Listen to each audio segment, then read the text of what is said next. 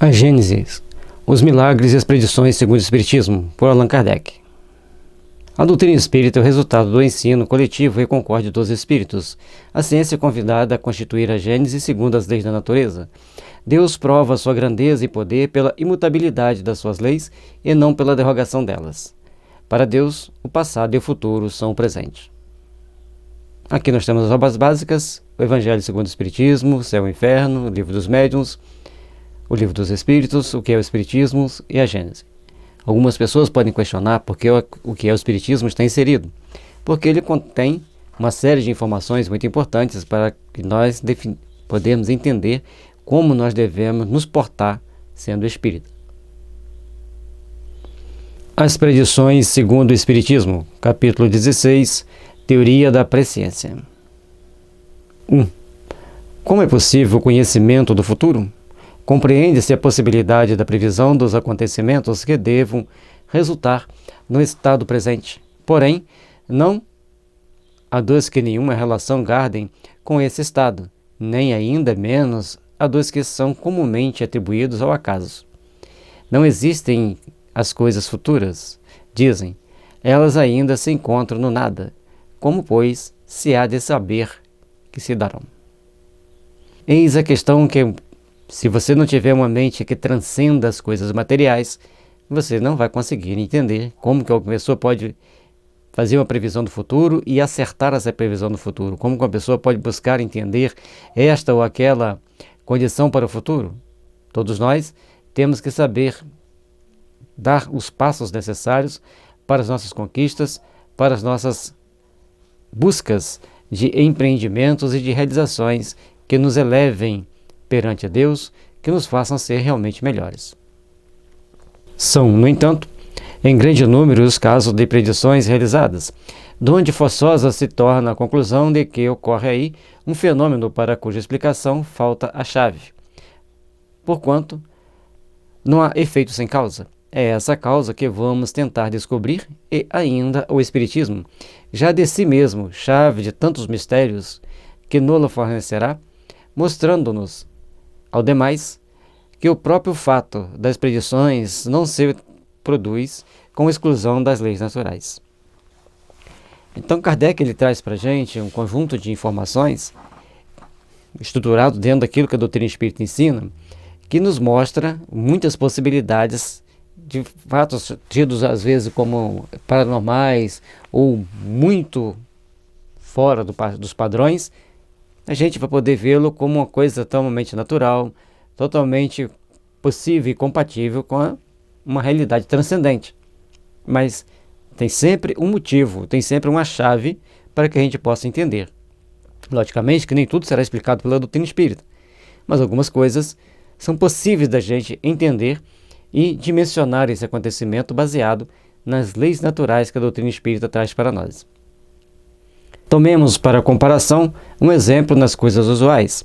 Ele nos ajudará a compreender o princípio que teremos de desenvolver.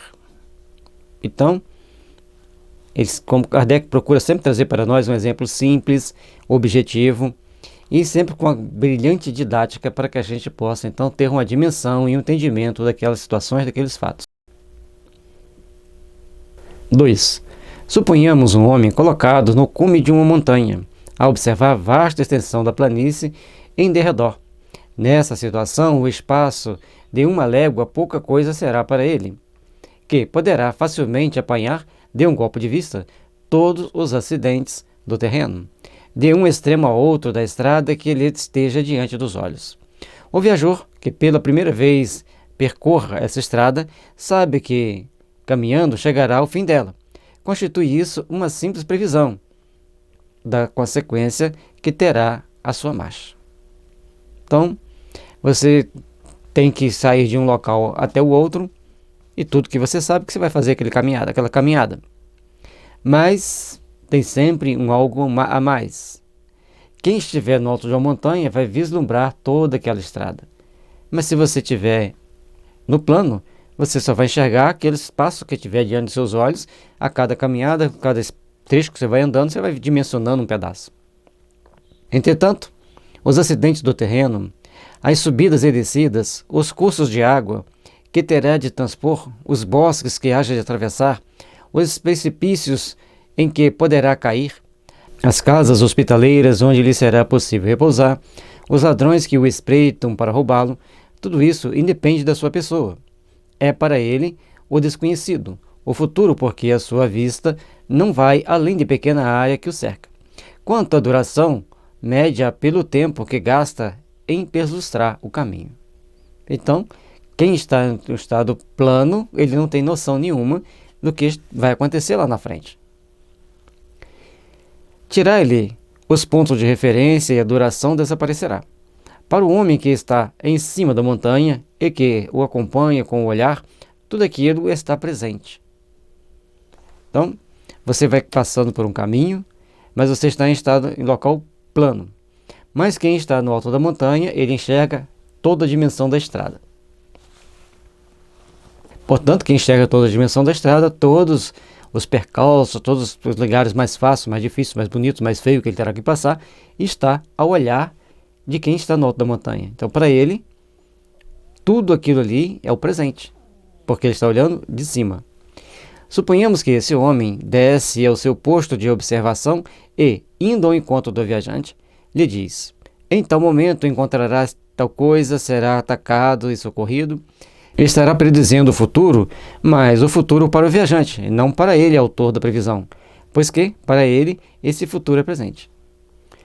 Esse é o detalhe importante. Então, para quem está no alto da montanha, ele está vendo de cima, ele está vendo toda a paisagem que está diante dele, ele está percebendo todos os percalços, todos os perigos, todos os lugares mais fáceis de passar, mais difíceis, e assim ele vai fazendo a sua caminhada, vai encontrando as suas possibilidades e as suas dificuldades. Agora, o viajante, ele não está sabendo de nada. Ele simplesmente vai caminhando ao longo da estrada e vai encontrando cada hora uma situação mais fácil, mais adversa, mas ele vai vivendo um momento de cada vez. Mas para quem está no alto da montanha, tudo aquilo está sendo previsto como acontecimento. 3. Se agora sairmos do âmbito das coisas puramente materiais e entrarmos pelo pensamento, pela imaginação, no domínio da vida espiritual, veremos o mesmo fenômeno produzir-se em maior escala.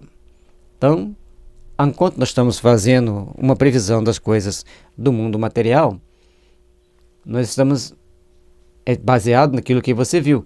Hoje, né, alguém vai de helicóptero por cima, passa um drone por cima, mapeia o terreno e depois vai dizer os perigos, as possibilidades e as situações adversas. Os espíritos desmaterializados são como o homem da montanha.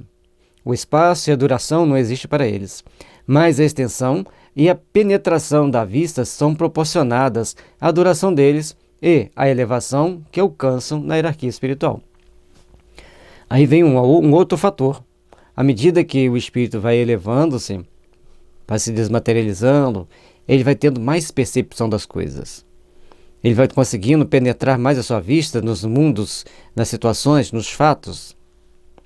Com relação aos espíritos inferiores, aqueles são quais homens munidos de possantes telescópios, ao passo que outros que apenas dispõem dos olhos. Os espíritos inferiores, a visão é circunscrita, não só porque eles dificilmente podem afastar-se do globo e que se acham presos, como também porque a grosseria de seus perispíritos revela as coisas distantes, do mesmo modo que um nevoeiro as oculta aos olhos do corpo. O perispírito mais denso é como se fosse um nevoeiro para o espírito, porque o perispírito é o órgão de percepção do espírito, podemos dizer assim. Então, um espírito que já tem o perispírito mais sutilizado, mais descontaminado, mais elevado, ele vai estar olhando de cima, comparativamente a um homem na montanha, só com muitas outras percepções maiores. Ou, por outra, é como se fosse dois cidadãos, um com um potente telescópio olhando para o espaço e o outro sem telescópio tentando olhar o espaço a olho nu. Quem vai ver melhor? Então, o espírito com o perispírito mais desmaterializado, que conforme Kardec diz ali, mais limpo, ele vai poder ver melhor o espaço. Bem se compreende, pois, que, de conformidade com o grau de sua perfeição, possa um espírito abarcar um período de alguns anos, de alguns séculos, mesmo de muitos milhares de anos. Porquanto que é um século em face do infinito.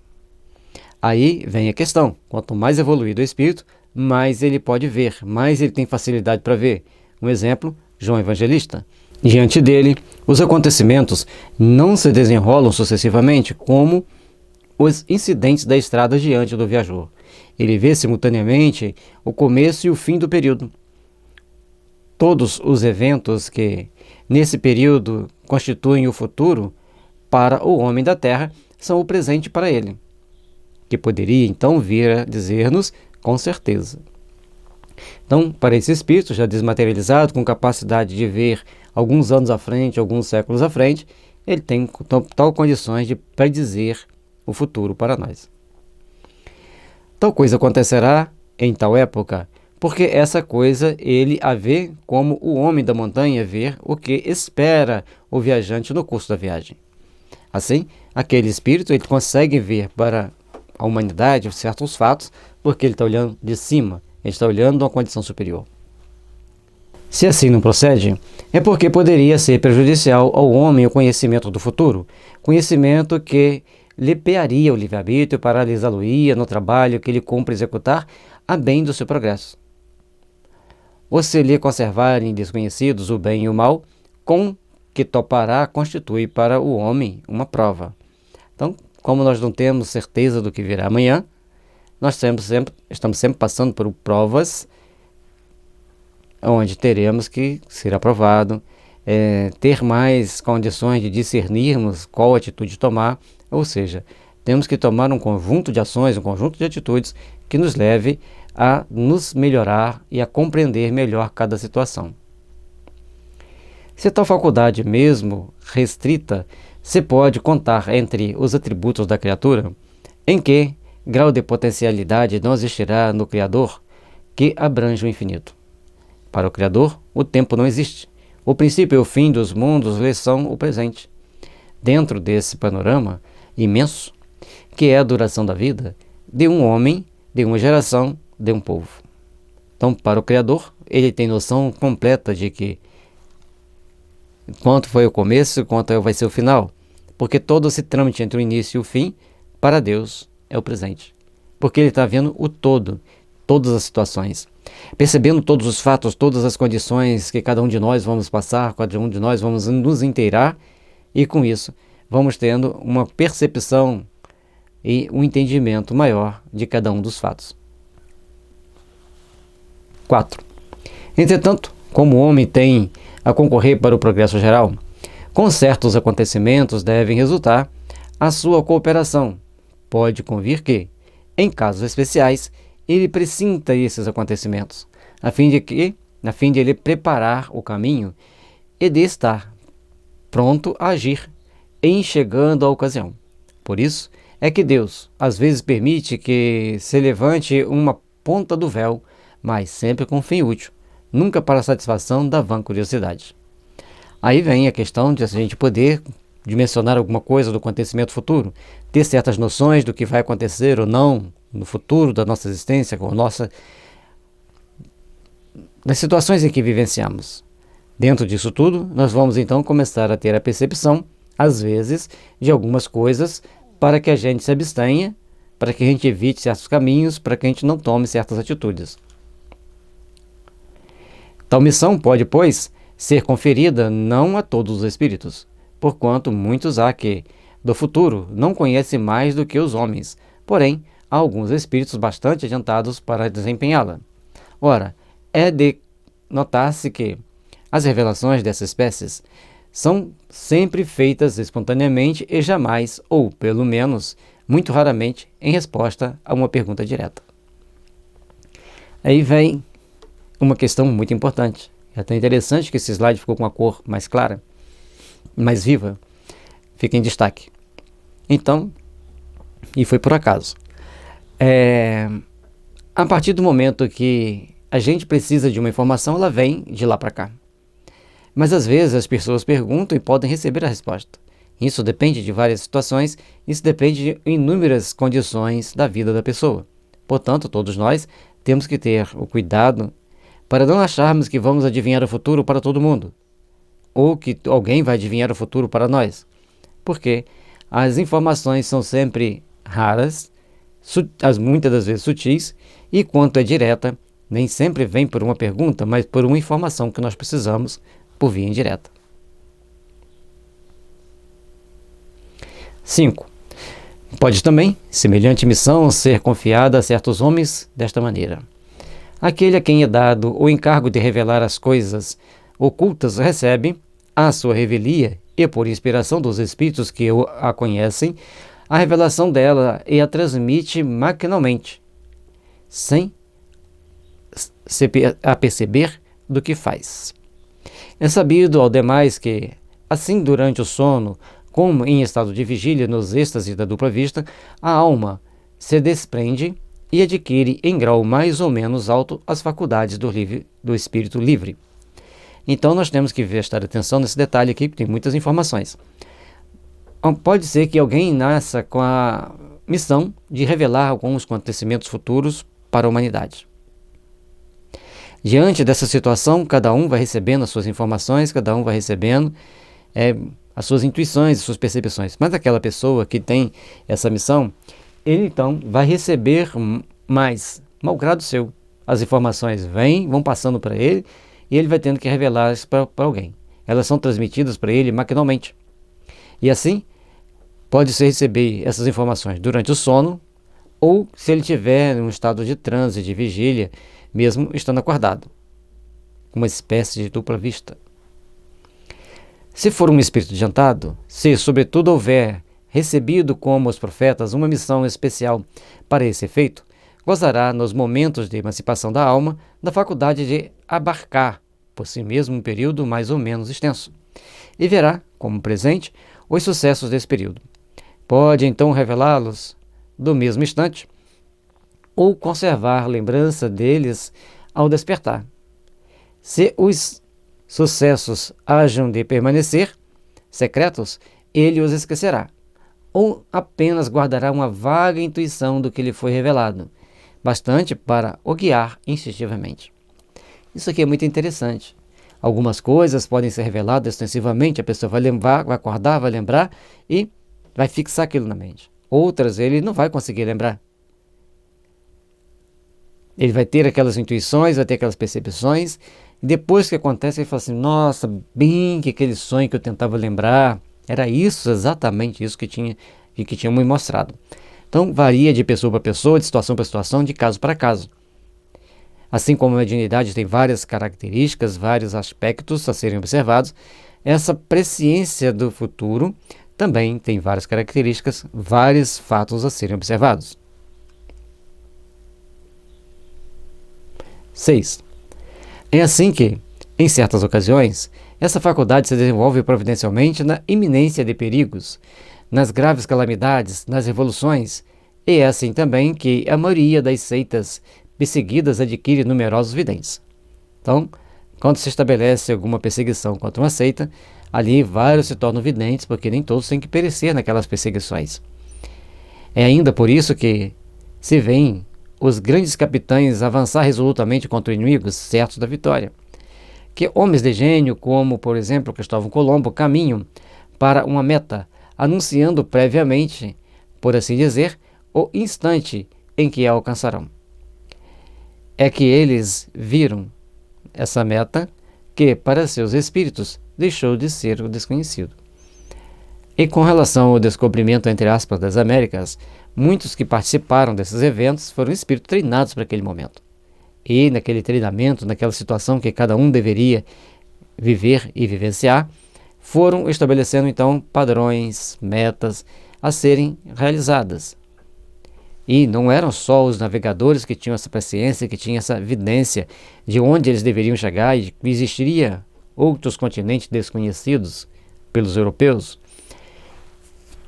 e que eles assustosamente acharam no direito de tomar posse do seu jeito, com todos os tipos de violência, com todos os tipos de atrocidades. Mas que não compete nos fazer esse julgamento que muitas das vezes nós estávamos inseridos naquele contexto de invadir, de tomar, de todas aquelas situações desagradáveis. Mas também reis, auxiliares desses reis, engenheiros que trabalhavam na construção dos navios, muitos tinham essa presciência de que ia poder encontrar alguma coisa importante se viajassem pelo mar adentro.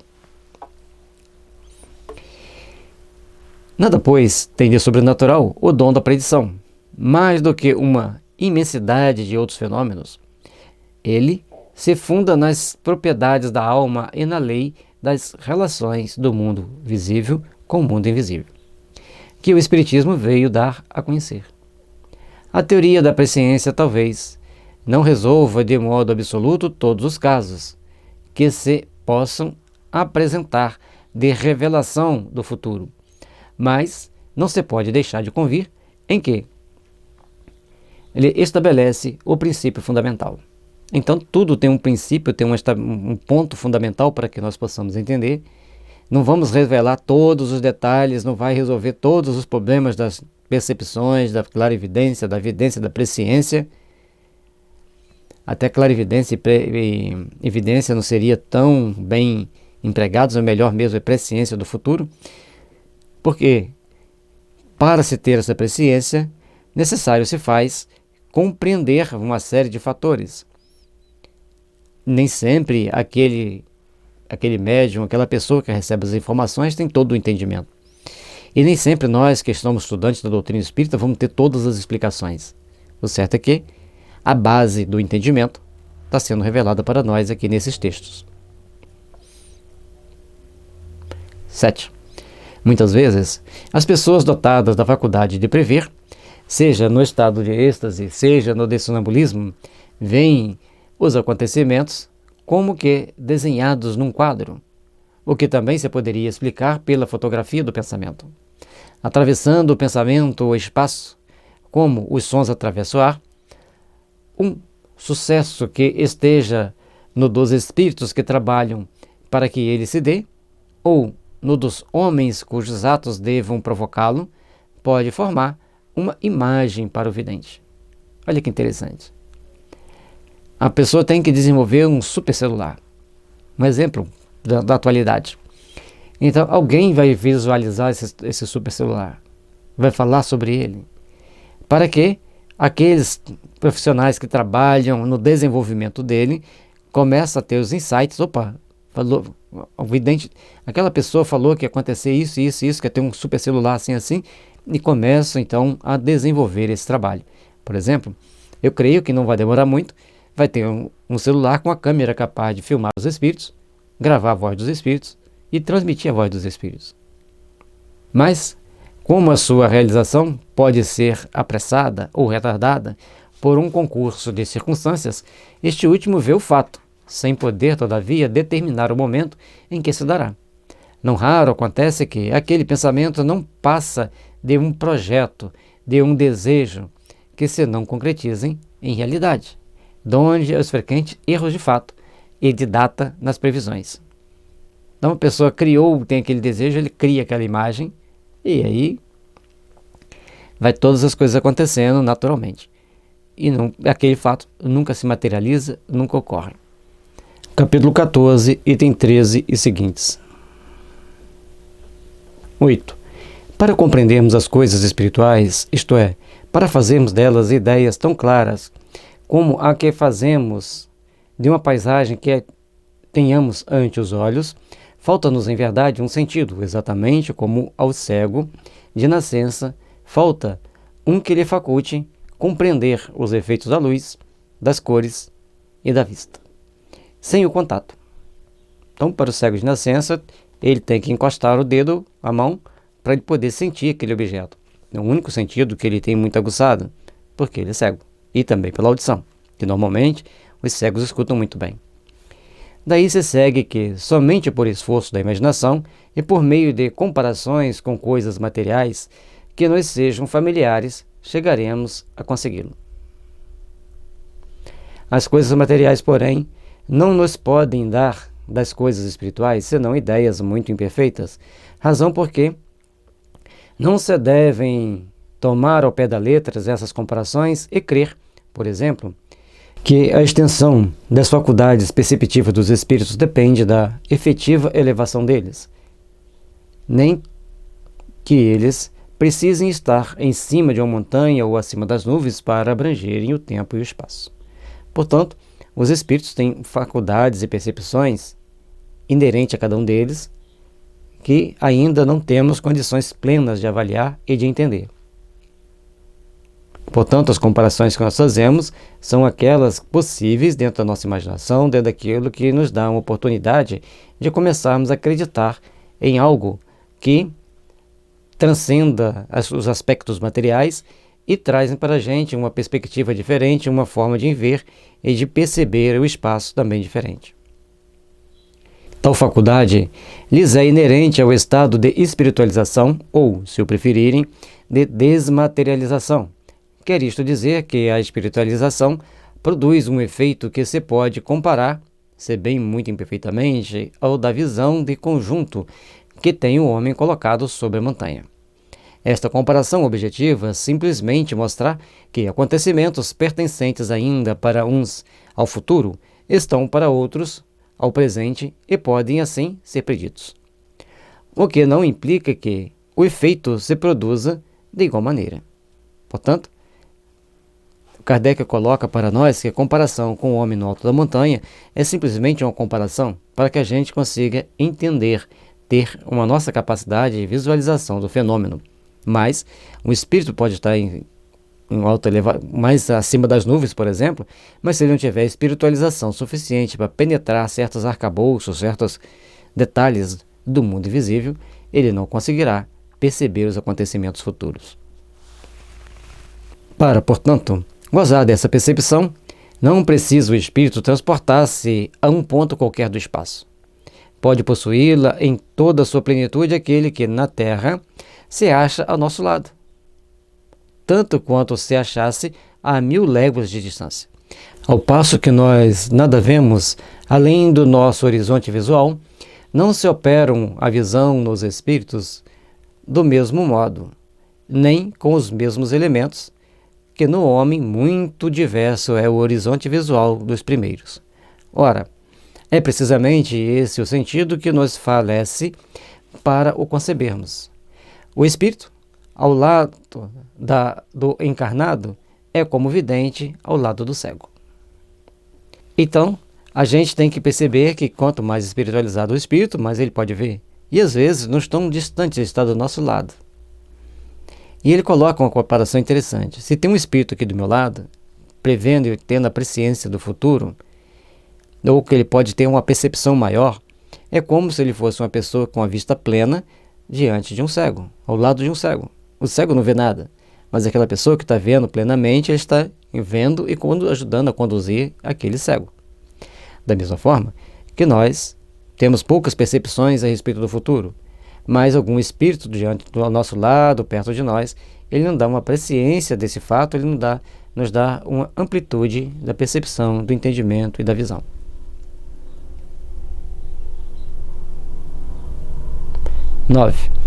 Devemos, além disso, ponderar que essa percepção não se limita ao que diz respeito à extensão, que ela abrange a penetração de todas as coisas.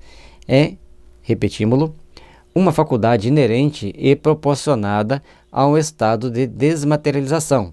A encarnação amortece-a, sem contudo anular completamente, porque a alma não fica encerrada no corpo como numa caixa. E aí a gente vai ver várias vidências, várias pessoas com a possibilidade da presciência dos fatos, mas tem muita armação também.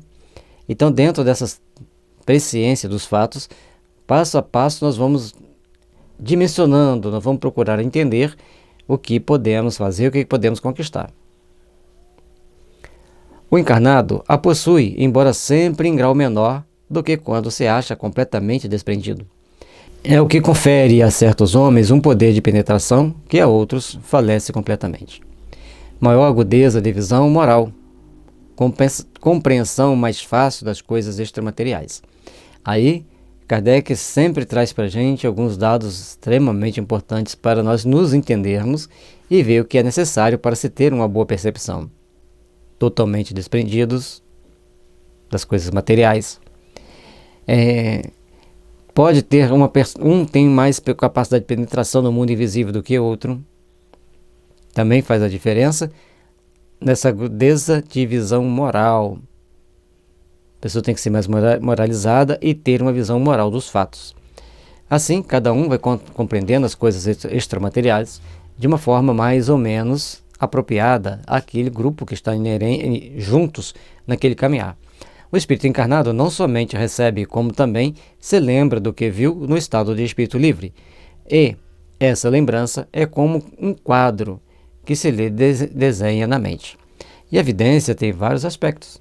Tem muito aspecto da vidência que não chega para um fato extremamente transcendente, mas chega para um fato que vai ajudar a humanidade, que vai ajudar um grupo de pessoas. Na encarnação, ele vê, mas vagamente como através de um véu. No estado de liberdade, vê e concebe claramente. Então, preso ao corpo, tem esse véu que vai nos embaçar a vista, que vai impedir que vejamos claramente. Estamos vendo, mas não estamos vendo claramente o fato.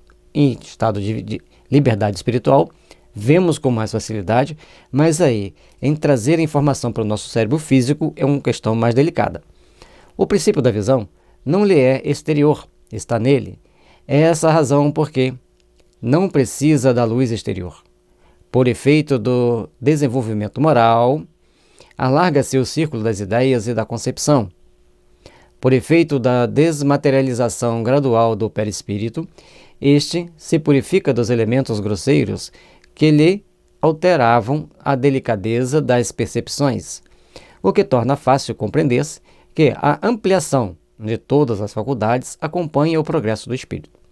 Portanto, maior desenvolvimento moral, maior círculo de ideias, com mais novas concepções da vida, uma desmaterialização do nosso perispírito vai sempre nos ajudando a ter essas percepções, a ter uma evidência mais apurada, a ter uma visão mais aprofundada do universo. 10.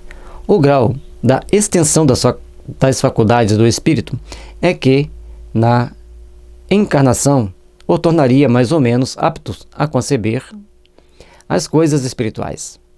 Essa aptidão, todavia, não é corolário forçoso do desenvolvimento da inteligência.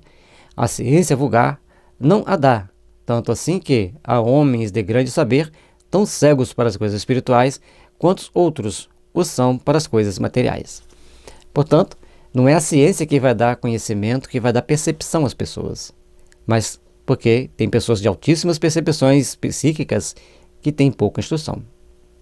Temos que entender isso muito bem. São-lhes refratários, porque não as compreendem, o que significa que ainda não progrediram em tal sentido, ao passo que outros, de instrução e inteligência vulgares, as apreendem com maior facilidade, o que prova que já tinham em tais coisas uma intuição prévia.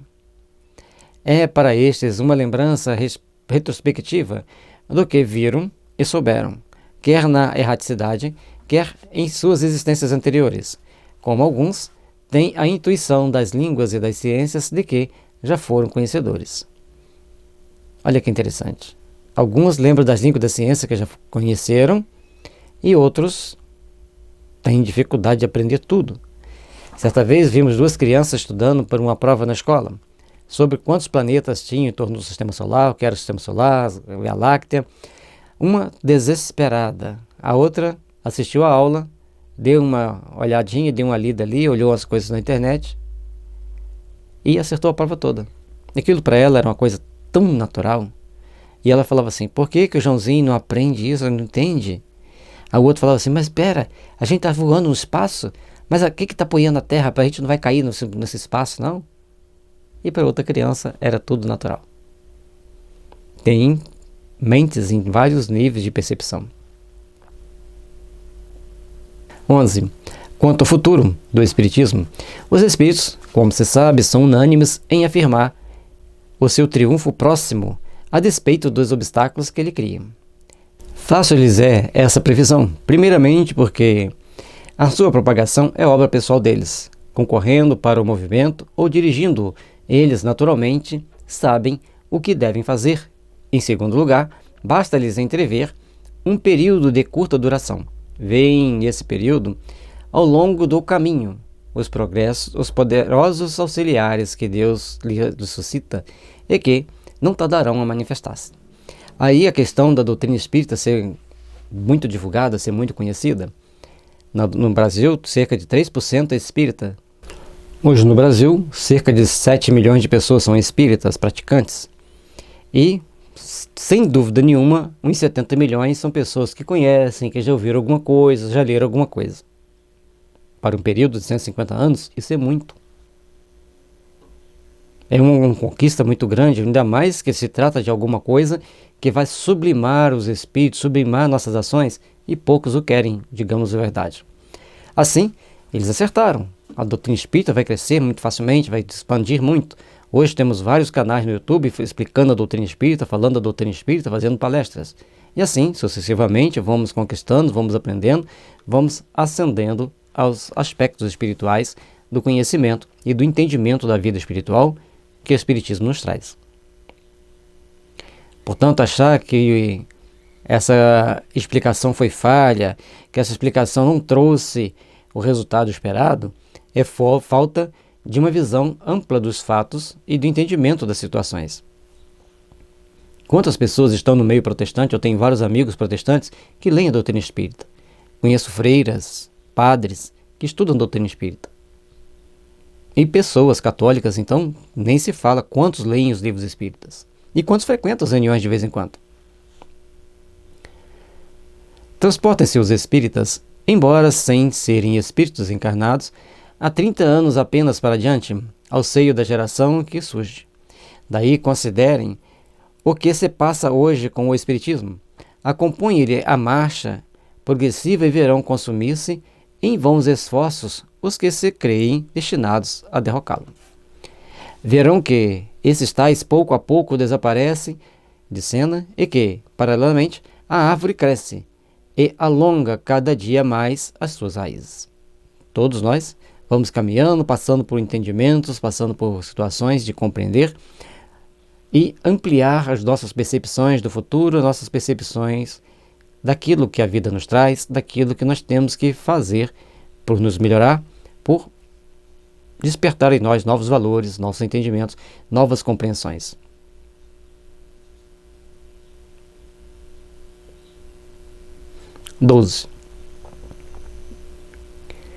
As mais das vezes, os acontecimentos vulgares da vida privada são consequência da maneira de proceder de cada um. Este, de acordo com as suas capacidades, com as suas habilidades, com a sua perseverança, prudência e energia, terá êxito naquele em que outro verá malogrado todos os seus esforços, por efeito da sua inaptidão, de sorte que se pode dizer que cada um é o artífice do seu próprio futuro que jamais se encontra sujeito a uma cega fatalidade. Independente da sua personalidade, conhecendo-se o caráter de um indivíduo facilmente, se lhe pode predizer a sorte que o espera no caminho por onde haja ele enveredado. E aí vem a situação. Muitas das vezes os espíritos preveem um futuro para alguém baseado no conjunto de dados e fatores que eles têm a presciência desse fato, porque eles conhecem parte do nosso passado, conhecem as nossas ações, nossos impulsos, nossas tendências, vê o que nós queremos corrigir, aquilo que nós não queremos corrigir, e na frente está o buraco para a gente cair. Totalmente perceptível.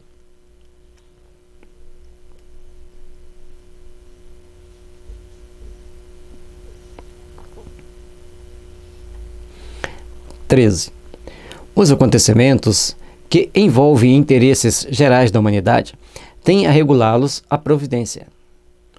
Quando uma coisa está nos desígnios de Deus, ela se cumpre a respeito de tudo, ou por um meio ou por outro.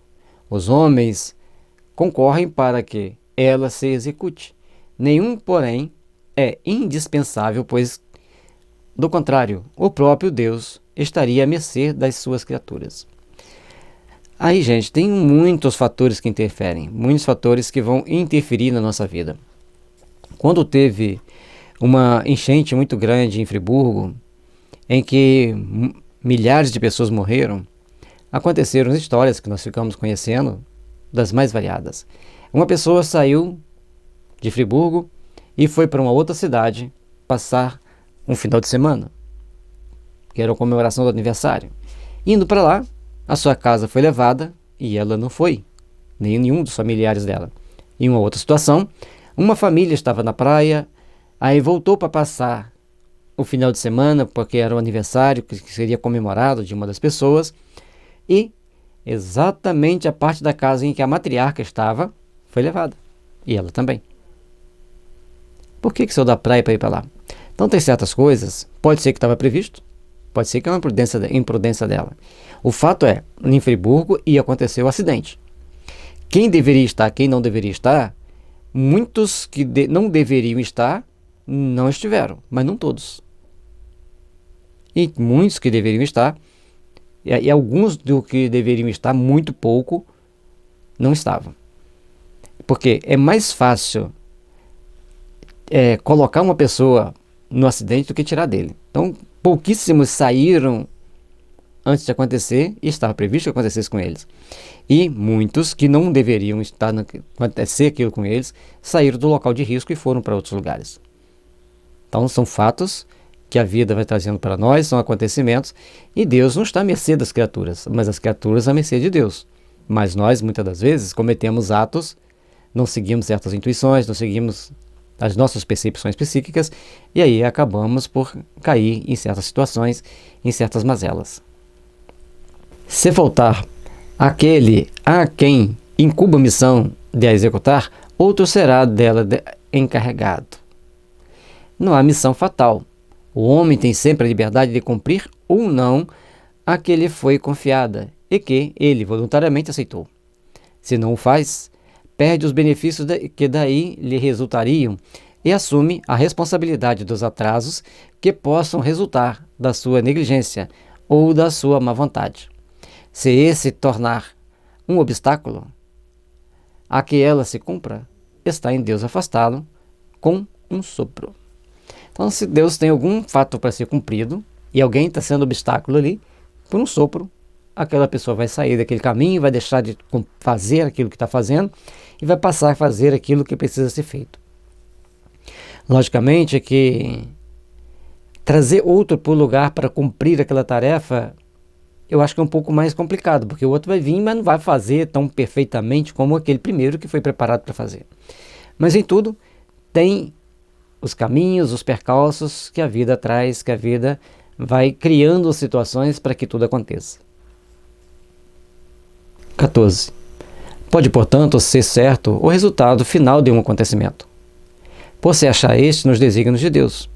Como, porém, quase sempre, os pormenores e o modo de execução se encontram subordinados às circunstâncias e ao livre-arbítrio dos homens. Podem ser eventuais as sendas e os meios.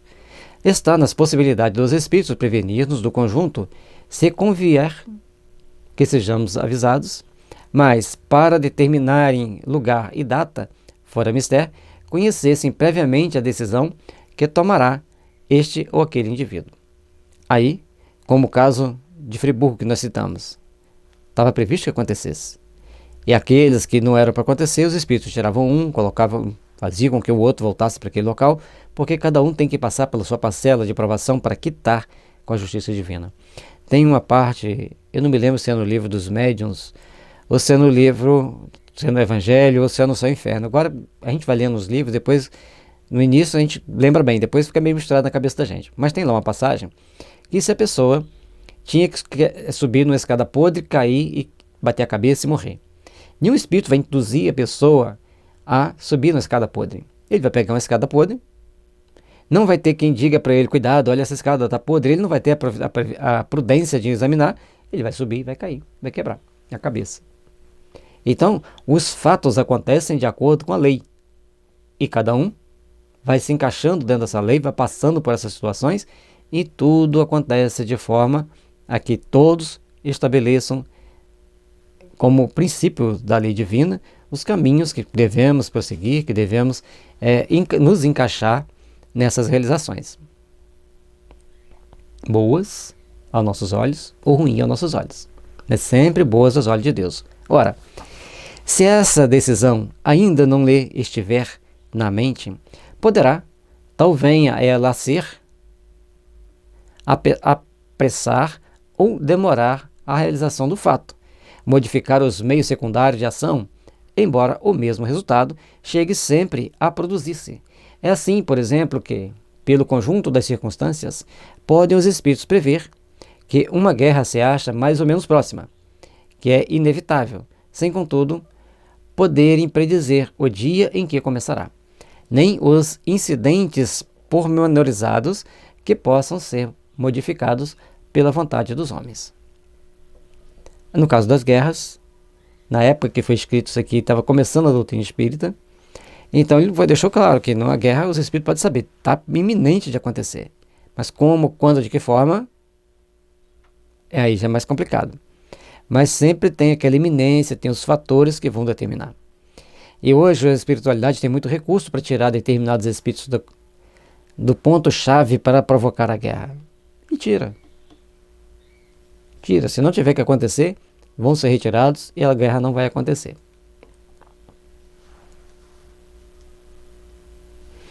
15. Para a determinação da época dos acontecimentos futuros, será preciso, ao demais, se leve em conta uma circunstância inerente à natureza mesma dos espíritos. Então, vai acontecer quando, onde e de que forma. Onde e de que forma já sabem. Agora o problema é o quando. Vejamos. O tempo, como o espaço, não pode ser avaliado senão com o auxílio de pontos de referências que o dividam em períodos que se contêm. Na Terra, a divisão natural do tempo em dias e anos tem a marcá-la o levantar e o pôr do Sol, assim como a rotação do movimento de translação do planeta terreno. As unidades de medida do tempo necessariamente variam conforme os mundos, pois que são diferentes os períodos astronômicos. Assim, por exemplo, em Júpiter os dias equivalem a 10 horas terrestres e os anos a mais de 12 anos nossos. Olha que interessante. Um dia tem 10 horas. Um dia completo, um dia e noite, 10 horas, para um jupiteriano. Mas, em compensação, um ano deles equivale a 12 nossos. Há, pois, para cada mundo, um modo diferente de computar-se a duração de acordo com a natureza das revoluções astrais que nele se efetuam. Já haverá aí uma dificuldade para que espíritos que não conheçam o nosso mundo determinem datas em relação a nós. Além disso, fora dos mundos não existem tais meios de precisão. Para um espírito no espaço, não há levantar nem pôr do sol a marcar os dias, nem evolução periódica a marcar os anos. Só há, para ele, a duração e o espaço infinito. Capítulo 6, item 1 e seguintes. Então, conforme o espírito está no plano espiritual, ele não vai ter essas percepções que nós temos aqui na Terra. Portanto, para ele marcar o período, ele sabe que vai acontecer, mas o período fica um pouco mais difícil. Somente alguns espíritos poderiam fazer, mas é muito raro. Aquele, portanto, que jamais houvesse vindo à Terra, nenhum conhecimento possuiria dos nossos cálculos, que, aliás, lhe seriam completamente inúteis. Mais ainda, aquele que jamais houvesse encarnado em nenhum mundo, nenhuma noção teria das frações da duração. Quando um espírito estranho à Terra vem aqui manifestar-se, não pode assinar datas aos acontecimentos, senão identificando-se com os nossos usos. Ora, isso sem dúvida ele é possível, porém, as mais das vezes, ele nenhuma utilidade descobre nessa identificação. Então, se o espírito vem de fora da Terra para nos trazer uma informação, ele jamais terá condições de colocar data, porque para ele nem é importante. Ele pode dizer o que vai acontecer, um fato, mas marcar data não faz sentido. 16. Os espíritos que formam a população invisível do nosso globo, onde eles já viveram e onde continuam a imiscuir-se na nossa vida, estão naturalmente identificados com os nossos hábitos, cuja lembrança conservam na erraticidade. Então, quem já viveu muito tempo aqui na Terra, eles estão familiarizados com os nossos hábitos, com a nossa rotina, e chegam no plano espiritual, eles mantêm essa identificação. Poderão, por conseguinte, com maior facilidade, determinar datas aos acontecimentos futuros, desde que os conheçam. Mas, além de que isso nem sempre lhe é permitido, eles se veem impelidos pela razão de que, sempre que as circunstâncias de minúcias estão subordinadas ao livre-arbítrio e à decisão eventual do homem, nenhuma data precisa existe. Realmente, senão depois que o acontecimento se tenha dado. Portanto, a gente tem que prestar atenção nisso, que ele sabe que vai acontecer alguma coisa, mas só depois do momento que aquilo acontece. Opa, mas era isso que estava acontecendo e é hoje que vai acontecer, ou foi ontem que aconteceu. Mas a data certa ninguém tem como. Agora, se for uma coisa que vai acontecer daqui a 2, 3 dias, às vezes eles podem dizer. A alguns, não a todos. Eis aí porque as predições circunstanciadas não podem apresentar cunho de certeza e somente como prováveis devem ser acolhidas, mesmo que não tragam eiva que as torne legitimamente suspeitas. Por isso mesmo, os espíritos verdadeiramente ponderados nunca predizem para épocas determinadas, limitando-se a prevenir-nos do seguimento das coisas que convenha conheçamos. Então, é um fato importante que a gente observe que as circunstâncias, os fatos, os acontecimentos, eles vão acontecer. Tem os fatores que vão preponderar para que aconteça um fato, para que aconteça uma situação, para que tenha, por exemplo, uma catástrofe. Mas a data, só quando ela está muito próxima, os espíritos podem dizer, mas se ela não estiver tão próxima e os fatos não estiverem perfeitamente encadeados, não vai poder dizer. Insistir em obter informes precisos é expor-se às mistificações dos espíritos levianos que predizem tudo o que se queira, sem se preocuparem com a verdade, divertindo-se com os terrores e as decepções que causem. Eles não têm ética, não têm moral, são espíritos imperfeitos, espíritos inferiores, zombeteiros, hipócritas, e o termo mais apropriado é realmente leviano. Eles vão passando levianamente as informações, as pessoas vão ali sofrendo aquelas consequências e depois eles ficam rindo daqueles fatos, daquelas situações.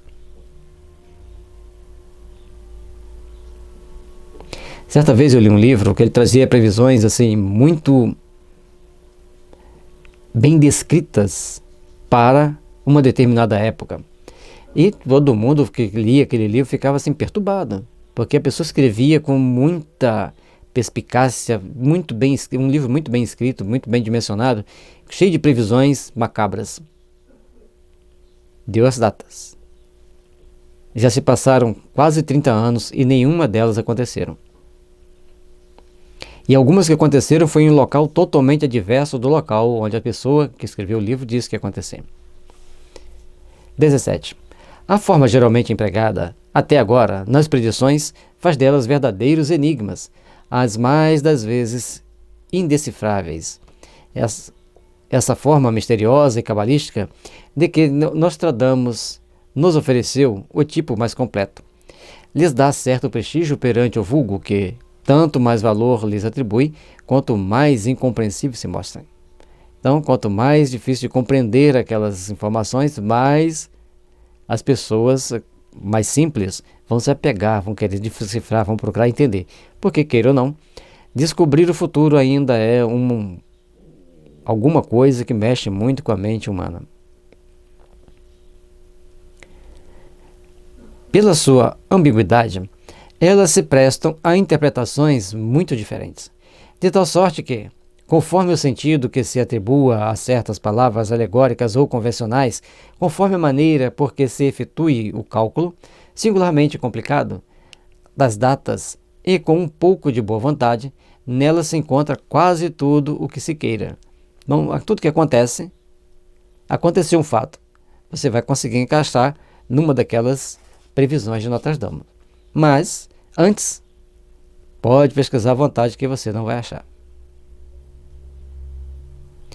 Seja como for, não se pode deixar de convir em que alguns apresentam caráter sério e confundem pela sua veracidade.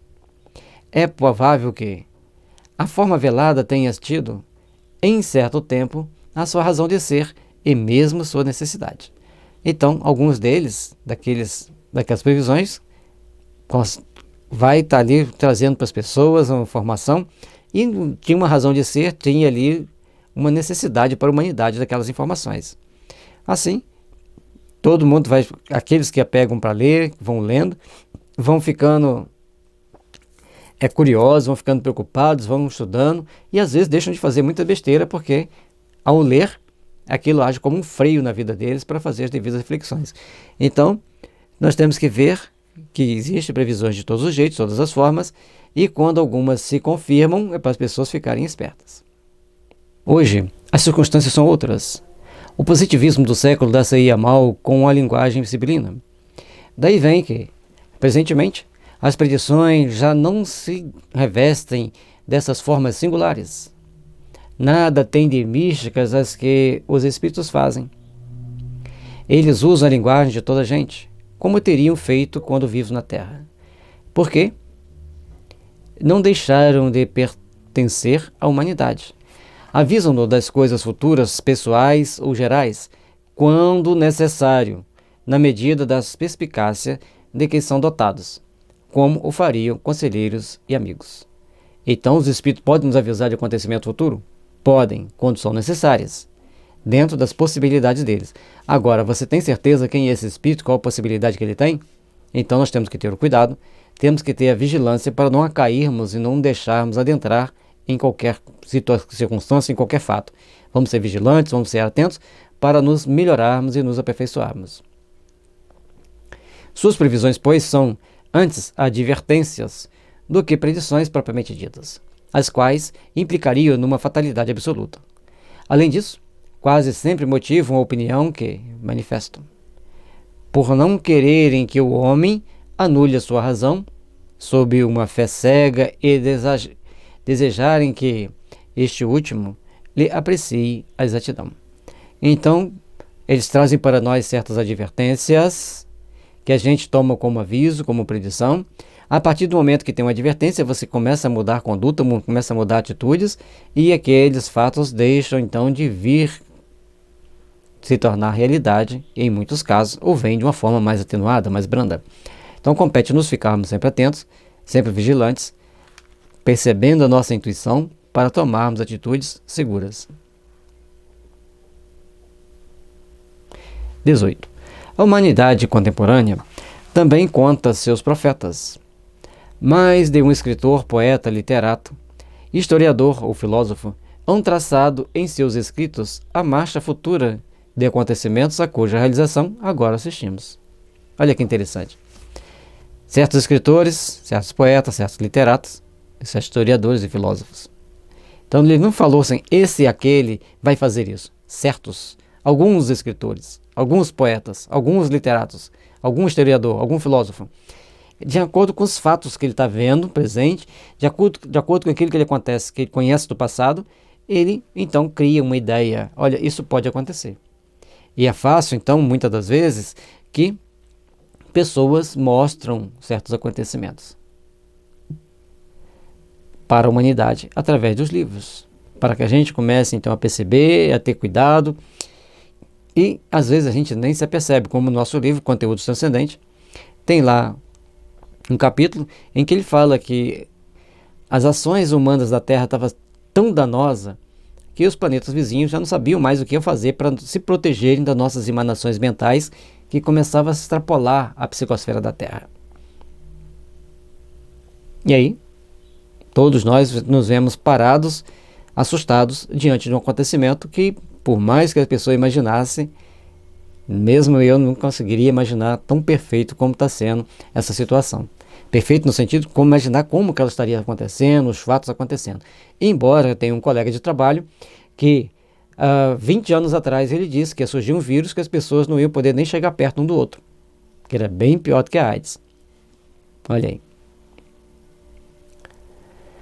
Essa aptidão, sem dúvida, decorre muitas vezes da retidão do juízo no deduzir as consequências lógicas do presente, mas outras vezes também resulta de uma especial clarividência inconsciente ou de uma inspiração vinda do exterior.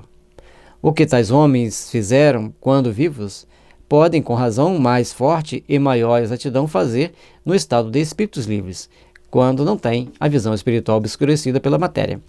Então, por que essas pessoas, esses alguns aqui, poetas, escritores, literatos, historiadores e filósofos, conseguem fazer certas colocações que acertam? Exatamente porque eles têm conhecimento, eles têm um conjunto de informação, jogam essas informações, captam essas informações, e aí as pessoas só vão descobrir depois, às vezes depois que acontecem, ou vão começar a pensar sobre aquele fato. Portanto, vários dados são inseridos e várias possibilidades estão na mesa. Mas alguns têm o caminho, têm o tino de achar aquelas que estão mais próximas de acontecer de nós e nos revelam. Mas quem é essa pessoa? Quando será revelado com exatidão? Não é para nós ficarmos preocupados, é para nós nos vigiarmos e procurarmos crescer espiritualmente, nos fazer melhor moralmente, para então estarmos em condições de sintonizar, de agir e de produzir algo mais útil, algo melhor para toda a nossa existência e também para a humanidade. Lembrando que qualquer coisa que venhamos a fazer contrário às leis divinas, as consequências vêm sobre nós mesmos, seja nessa vida, seja no plano espiritual, ou seja na futura reencarnação. Ficamos então vigilantes e atentos para não criarmos armadilhas para que nós mesmos caiamos. A misericórdia divina sempre traz para nós a bondade para nos tornarmos melhores, para sermos mais perceptivos com a vida e para procurarmos entender a caminhada que nos leva ao Pai. Muito obrigado por você que chegou até aqui. Deixe seu like, inscreva no nosso canal, compartilhe com seus amigos. Ajude-nos a divulgar os bons trabalhos, as boas leituras e a melhor compreensão da Gênesis. Nós vamos agora para o capítulo 17, Predições do Evangelho. Esperamos a você até lá. Muita paz e muita luz.